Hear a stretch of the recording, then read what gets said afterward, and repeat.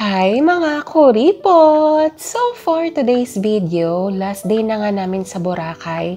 Kaya naman bibili na kami ng mga pasalubong.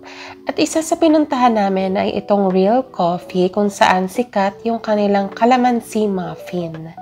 Medyo pricey nga lang, pero worth it naman kasi napakasarap talaga ng muffins nila. At sa sobrang sikat nga nito ay napakadami na talagang bumili sa kanila.